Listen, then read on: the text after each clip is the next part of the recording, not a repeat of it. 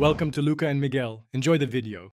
You begin by confirming the exact Favicon file and where it lives. Upload a square PNG or WebP to a stable HTTPS path, and add a link rel equals icon tag in your site's head so crawlers can find it. Once done, make sure your HTML metadata and canonical tags are correct.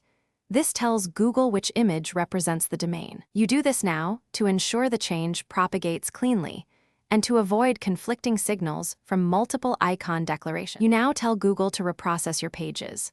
Open Search Console, verify ownership, and inspect the page that includes the new Favicon link.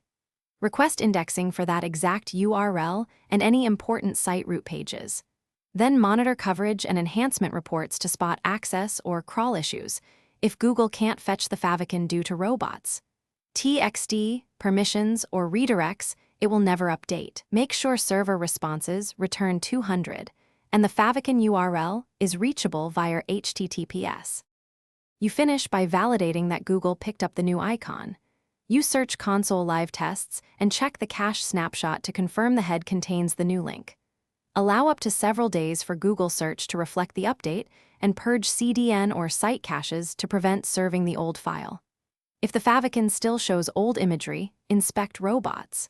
TXT, redirects, MIME type, and duplicate icon tags. Fixing any of these will resolve most propagation problems quickly. Thanks for watching and please subscribe. It's the best investment you'll ever make.